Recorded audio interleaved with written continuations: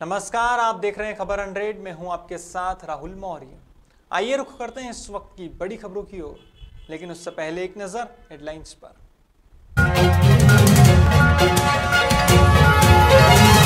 मध्य प्रदेश में विवादों में घिरी वेब सीरीज आश्रम 3, बजरंग दल के कार्यकर्ताओं की तोड़फोड़, आपत्तिजनक दृश्य को लेकर गरमाई राजनीति। कांग्रेस ने आत्मनिर्भर मध्य प्रदेश के मॉडल की खोली पोल। कांग्रेसी बोले सड़कों की हालत दयनीय, रोजगार को तरसे युवा, सरकार की अव्यवहारिक सोच का परिणाम। भाजपा सरकार की कार्यप्रणाली पर उठे सवाल, विवादित बाबा राम रहीम को समर्थन देने के लगे आरोप। समाजवादी पार्टी ने भाजपा सरकार पर बोला हमला।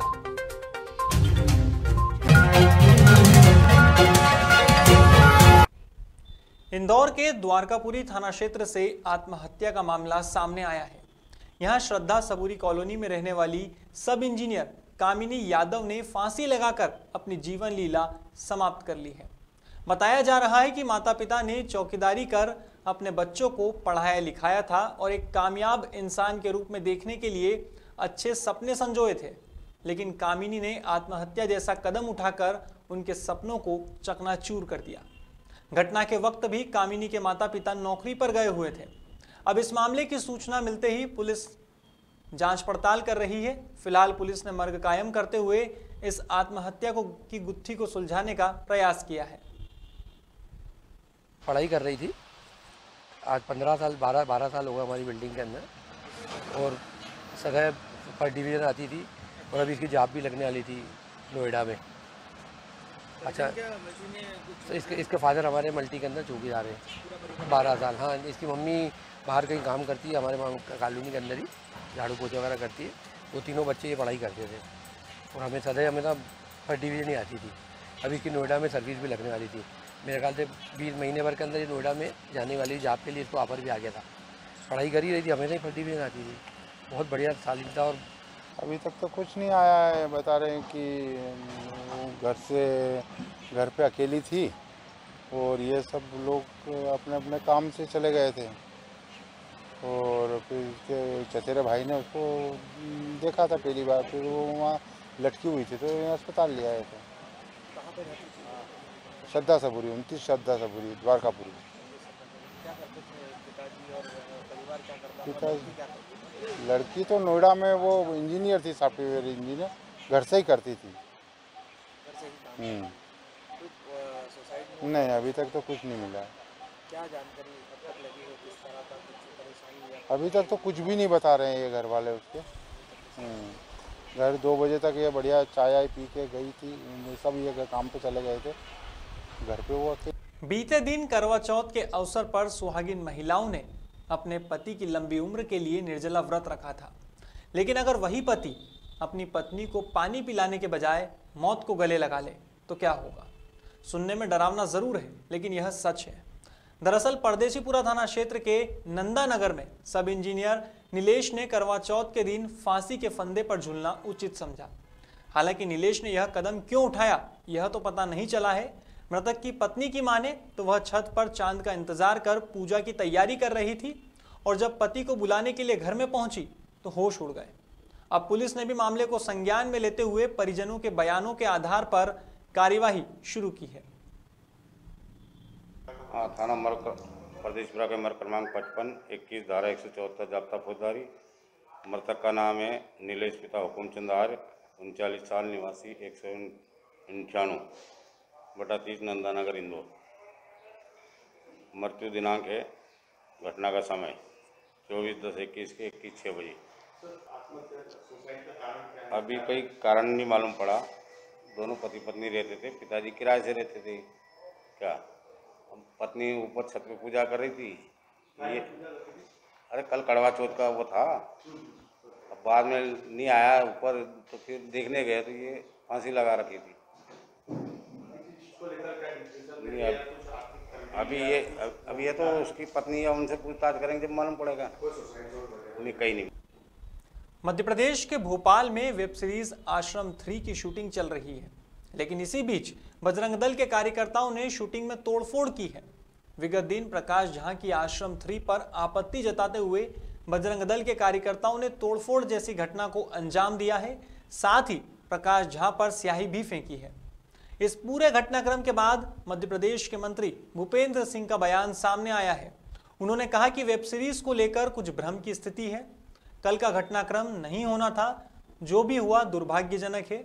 साथ में रही बात आपत्तिजनक दृश्य की, तो कोई ऐसा विषय होगा तो उसको प्रतिबंधित किया जाएगा। सुनिए उनका बयान। देखिए, हमारे प्रदेश में जो भी हमारे फिल्म इंडस्ट्री के लोग आ रहे हैं, उनके लिए सरकार की तरफ से पर्याप्त सुरक्षा, पर्याप्त साधन और जगह उपलब्ध कराई जा रही है।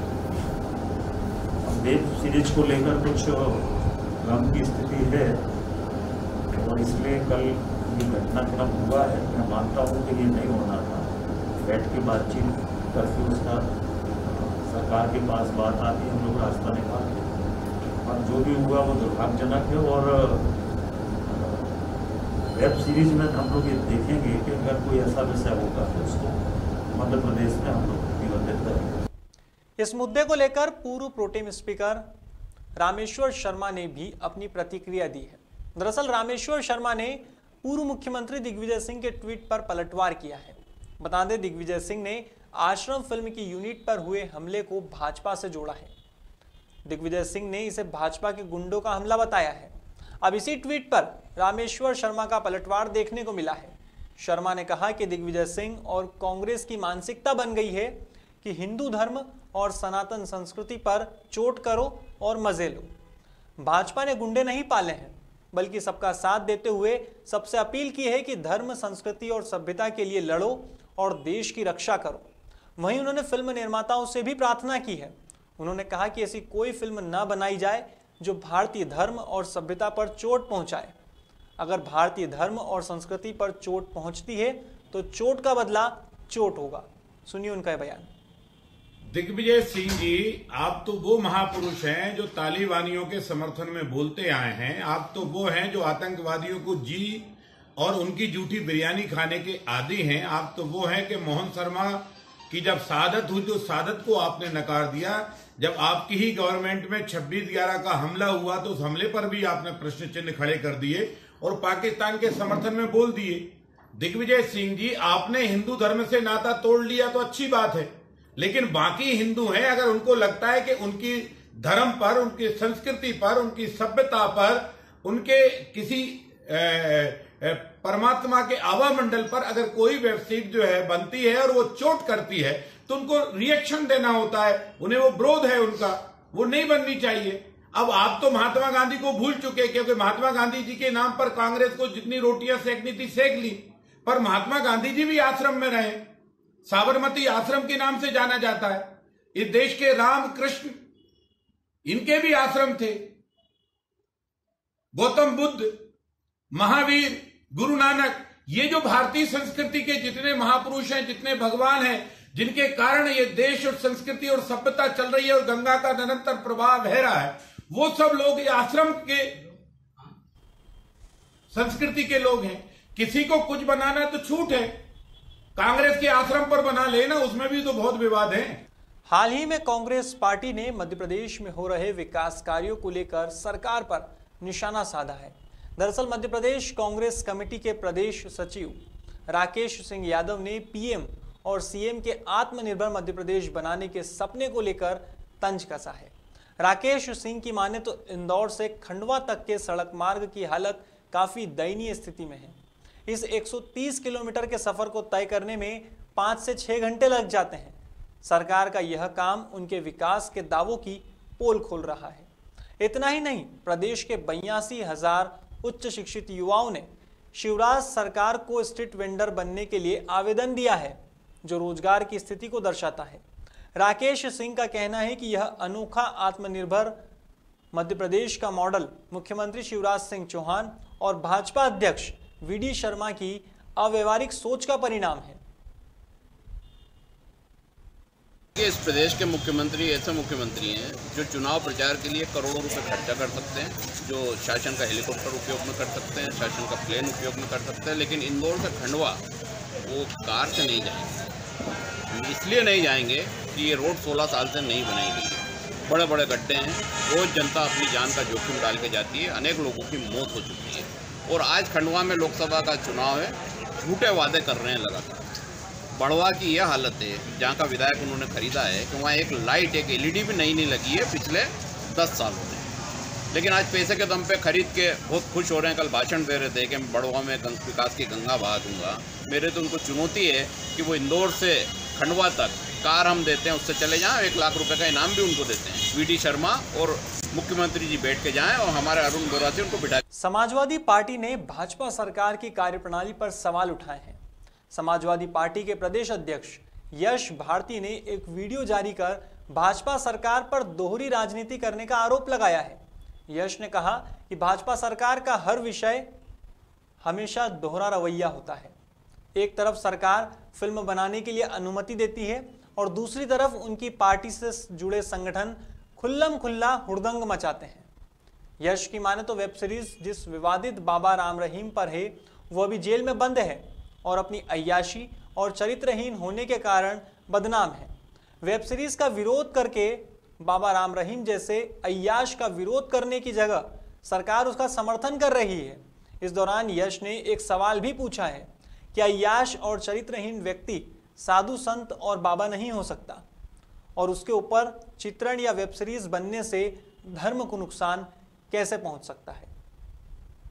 जिस तरीके से मध्य प्रदेश की राजधानी भोपाल में एक वेब सीरीज जो बन रही है, उस वेब सीरीज को लेकर के इतना उधम बजरंग दल द्वारा बनाया गया है, जो विश्व हिंदू परिषद का युवा संगठन है। और ये हम सब जानते हैं कि विश्व हिंदू परिषद जो है वो किससे संबंधित संगठन है, राष्ट्रीय स्वयंसेवक संघ। और इन सब का मिला जुला असर है कि भारतीय जनता पार्टी एक राजनीतिक पार्टी के रूप में काम कर रही है। तो इनका काम है उत्पात मचाना और एक अराजकता का माहौल बनाना। एक तरफ भारतीय जनता पार्टी की सरकार अनुमति देती है कि इस तरीके की वेब सीरीज बने और फिर इन्हीं के संगठन जाकर के वहां पे उधम मचाते हैं।